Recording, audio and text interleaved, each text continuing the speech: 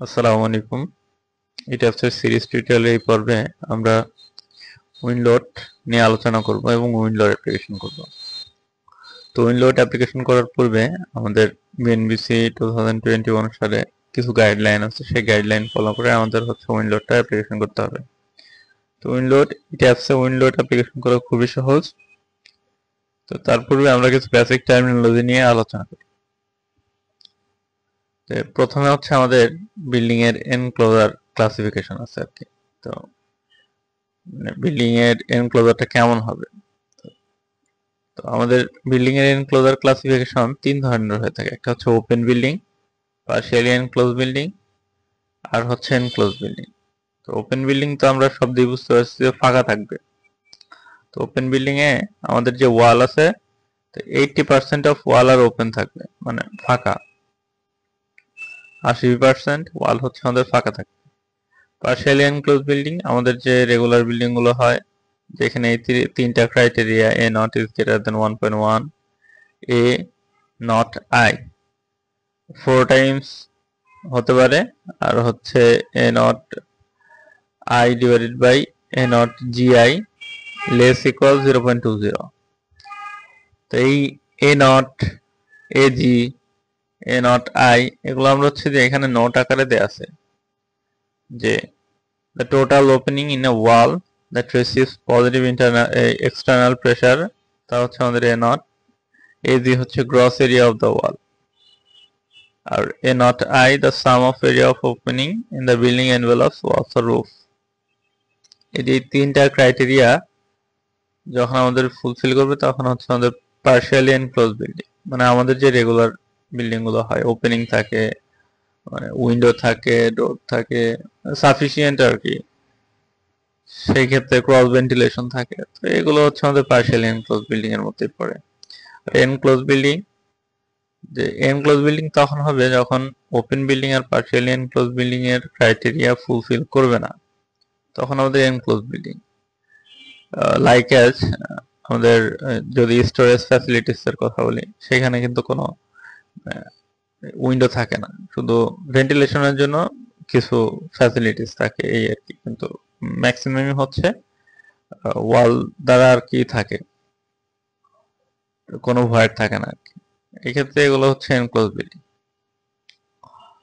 তো এ not, A জি, এটা simple হচ্ছে এখানে খুব সুন্দরভাবে দেখানো আছে। এ নটটা হচ্ছে আমাদের যতগুলো ওপেনিং আছে তার সামেশন, আর এ জিটা হচ্ছে গ্রস এরিয়া, এই ওয়ালের গ্রস এরিয়া, উইথ এবং হাইটের গুণফল করলে যা আসবে তাই।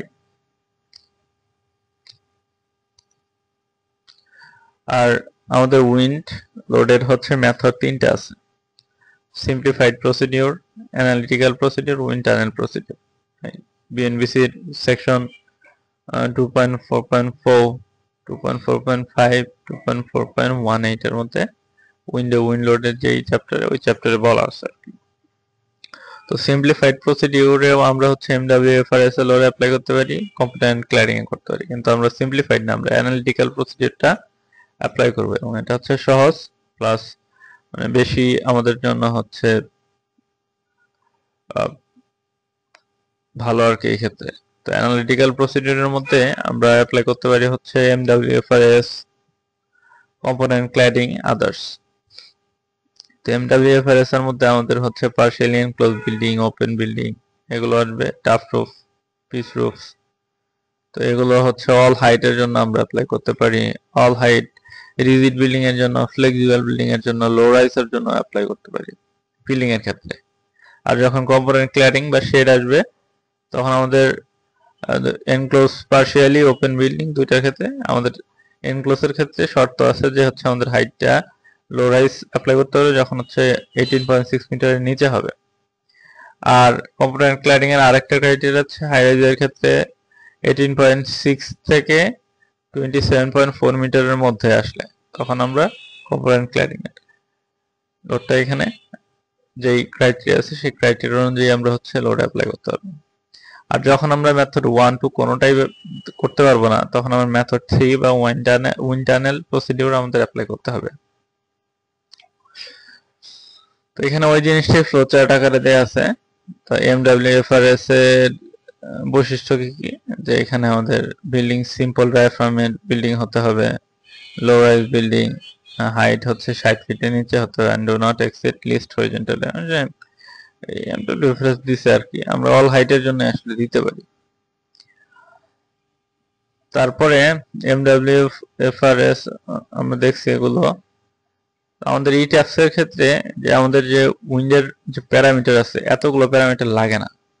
এই যে design wind pressure, importance factor, আমাদের এখানে লাগবে হচ্ছে ইম্পর্টেন্স ফ্যাক্টরটা লাগবে, টপোগ্রাফি ফ্যাক্টর লাগবে, বেসিক উইন্ড স্পিড লাগবে, আর হচ্ছে গাস্ট ইফেক্ট ফ্যাক্টর লাগবে। এই চারটা জিনিস আমাদের ইটাপস এর ক্ষেত্রে অ্যাপ্লাই করতে হবে। তো প্রথমে আসি হচ্ছে বেসিক উইন্ড স্পিড। আমাদের বাংলাদেশের মানে জোন ওয়াইজ উইন্ডের প্রেসার আলাদা, উইন্ডের স্পিড আলাদা আলাদা। তো এই জন্য আমাদের যদি আমরা বিএনবিসিটা দেখি, আমাদের একটা কন্ট্রোল ম্যাপ আছে, সাথে হচ্ছে আমাদের চার্ট আছে। কন্ট্রোল ম্যাপে কোথায় কি আমাদের উইন্ডের স্পিড, এই স্পিড গুলো হচ্ছে ম্যাপিং করা আছে। তো আমরা যদি ঢাকা দেখি চার্টে 65.7 মিটার পার সেকেন্ড, বিএনবিসিতে দেয়া আছে মিটার পার সেকেন্ড।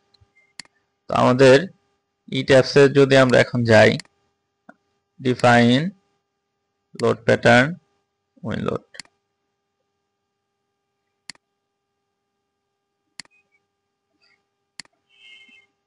উইন্ড লোডে গিয়ে মডিফাই ল্যাটারাল লোড যাব। এখানে উইন্ড লোডটা আছে হচ্ছে এমপিএইচ। তো মিটার পার সেকেন্ড থেকে এমপিএইচ নিতে গেলে আমাদের যেই কোএফিসিয়েন্ট গুণ করতে হবে, তো আমরা সেটা গুণ করব। তো গুণ করলে আমাদের 147 আসে ঢাকার জন্য। ঢাকার জন্য আসে হচ্ছে 147।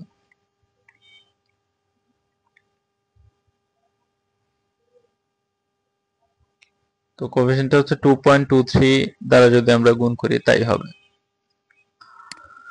তো আমরা এখানে বসাই 147। আর এখানে আরেকটা কথা আছে হচ্ছে এক্সপোজার টাইপ। তো এক্সপোজার টাইপ হচ্ছে আমাদের এই এসি কোডে হচ্ছে বিসিডি আছে, কিন্তু আমাদের বিএনবিসি কোডে হচ্ছে এবিসি আছে। তো এক্সপোজারটা আমরা সরাসরি বিএনবিসি তে হচ্ছে যে সারফেস রাফনেস হিসেবে পাই। নিচে যদি আসি এক্সপোজার, এই উইন্ডের চ্যাপ্টারে যদি আমরা আসি হচ্ছে এই এক্সপোজার, তো এক্সপোজারে আসলে আমাদের এখানে হচ্ছে সারফেস রাফনেস ক্যাটাগরি। তো এইখান থেকে আমরা হচ্ছে এক্সপোজার বা surface roughness A B C থেকে পাই।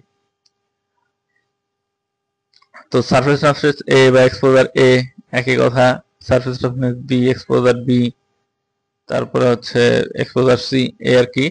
সারফেস রাফনেস এ জিনিসটা হচ্ছে আমাদের আরবান এন্ড সাবারবান, এই যে কথাটা বলছে আরবান এন্ড সাবারবান মানে শহুরে এলাকা, শহরের কাছাকাছি এলাকা। তো এইসব এরিয়াটা হচ্ছে আমাদের সারফেস রাফনেস এর অন্তর্ভুক্ত। সারফেস রাফনেস বি কখন, যখন আমাদের হচ্ছে open terrain with scattered obstructions having heights generally less than 9.1 metre. Obstacle গুলো হচ্ছে 9.1 মিটারের হচ্ছে কম আছে। Open terrain area, flat open country, মানে এই আমার বিশাল বড় একটা হচ্ছে চড়া বা দাগের মধ্যে হচ্ছে আমার এরকম বিল্ডিং হইলো। Grassland, all water surfaces in cyclone prone regions. Water surface cyclone prone region হচ্ছে ওয়াটার সারফেস এরিয়া।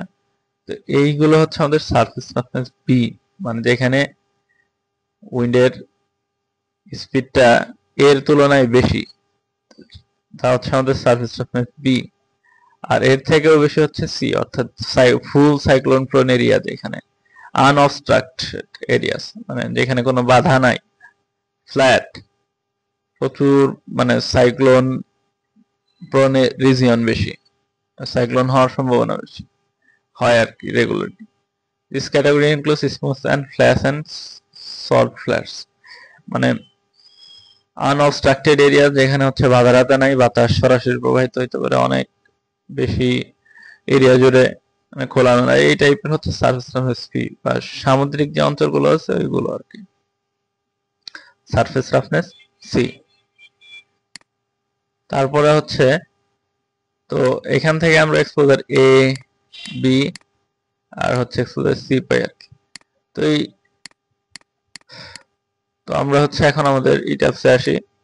ইটাপসে আসলে এখান থেকে আমরা বি দিব বা সারফেস টাফনেস এ, ইম্পর্টেন্স ফ্যাক্টর। তো আমরা আর্থকোয়েকে যেরকম ইম্পর্টেন্স দিয়েছিলাম, উইন্ডের ক্ষেত্রে ইম্পর্টেন্স ফ্যাক্টরটা আছে। তো জেনারেলি বিল্ডিং এর জন্য ইম্পর্টেন্স ফ্যাক্টর 1। টপোগ্রাফিক্যাল ফ্যাক্টর হচ্ছে আমাদের হিলি এরিয়া না হচ্ছে নন হিলি এরিয়া। হিলি এরিয়া হলে হচ্ছে আমাদের টপোগ্রাফিক্যাল ফ্যাক্টর কেজেডটি হিসাব করতে হবে। তো আমাদের যেহেতু ঢাকার এই দিক বা এগুলো সমতল এরিয়ার জন্য হচ্ছে 1। গাছ factor up to 10 story building এর জন্য গাছ ডিফেক্ট ফ্যাক্টরটা চেঞ্জ হয় না। এর থেকে উপরে গেলে তখন আমাদের হচ্ছে বিল্ডিং এর হাইটের সাপেক্ষে হচ্ছে গাছ ফ্যাক্টরটা চেঞ্জ হবে। গাছ ফ্যাক্টর জিনিসটা হচ্ছে আমাদের 3 সেকেন্ড উইন্ডের অ্যাক্সিলারেশন আর কি, পিক অ্যাক্সিলারেশন, তাই হচ্ছে আমাদের গাছ ফ্যাক্টর। তো এরও হচ্ছে একটা চার্ট আছে বিএনপিসিতে, আমরা হচ্ছে দেখে নেব। ডিডাকশনাল লিফট ফ্যাক্টর কেডি এও হচ্ছে আমাদের 0.85, পরিবর্তন করতে হবে না। তারপরে আমাদের যে জিনিসটা করতে হচ্ছে এক্সপোজার হাইট। হাইটটা হচ্ছে আমাদের এই এক্সপোজারটা কোথা থেকে কাউন্ট হবে, তো উইন্ডটা হিট করবে কোথায়। উইন্ডটা আমাদের হচ্ছে গ্রাউন্ড ফ্লোর থেকে একদম টপ স্টোরি পর্যন্ত হচ্ছে আমাদের উইন্ডটা হিট করে। তো এই জন্য আমরা হচ্ছে এক্সপোজার হাইটটা গ্রাউন্ড ফ্লোর থেকে টপ স্টোর পর্যন্ত দেবো। আর উইন্ড লোড প্যাটার্ন ডিফাইন করার ক্ষেত্রে আমাদের শুধু একটা লোড প্যাটার্ন অ্যাসাইন করলে হবে, কারণ এই একটা লোড প্যাটার্নের আন্ডারেই আমাদের হচ্ছে 12টা যে কেস, উইন্ডের যে 12টা কেস, অর্থাৎ এক্স এর 100%, ওয়াই এর 100%, এক্স এর নেগেটিভ, ওয়াই এর নেগেটিভ, এক্স এর 100% প্লাস ইসেন্ট্রিসিটি, ওয়াই এর 100% প্লাস ইসেন্ট্রিসিটি, এক্স এর নেগেটিভ ডিরেকশন 100% মাইনাস ইসেন্ট্রিসিটি। তো এই যে চার্ট দেখতে পাচ্ছেন 1 থেকে 12 নম্বর কেস, এই 1 থেকে 12 নম্বর কেস আমাদের এখানে অটোমেটিক অ্যাড করা আছে। যেখান থেকে আমরা যখন ক্রিয়েট অল সেট দেব, ক্রিয়েট অল সেট দিলেই হবে। তারপরে ইসেন্ট্রিসিটি আমরা 15% কোড অনুযায়ী হচ্ছে নিয়ে নিছে, ডিফল্ট আছে তাই। তো এখান থেকে আমাদের উইন্ড প্রেসার কোএফিসিয়েন্টটা প্রোগ্রাম ডিটারমাইন দিব আর এক্সটেন্ড ফ্রম ডায়াফ্রাম দেব।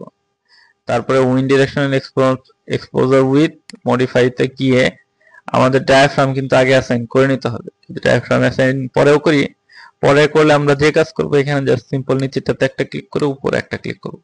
উপরেটা রাখবো কেন, আমরা ডায়াফ্রাম থেকে হচ্ছে ক্যালকুলেট করবে, ডায়াফ্রামের এক্সটেন্ড থেকে ক্যালকুলেট করবে, তারপর ওকে দেবো, তারপর ওকে দিয়ে আমরা বের হয়ে আসবো। তাহলে আমাদের কিন্তু ইট্যাপসেও উইন্ড অ্যাপ্লিকেশন করা শেষ। তো শেডের ক্ষেত্রে উইন্ড অ্যাপ্লিকেশন করা আলাদা, এগুলো আমরা যখন শেড বিল্ডিং করব তখন দেখাবো। তো ভিডিওটি অবশ্যই আশা করি আপনাদের কাছে ভালো লাগবে। যদি ভালো লাগে অবশ্যই লাইক, কমেন্ট, সাবস্ক্রাইব এবং শেয়ার করবেন।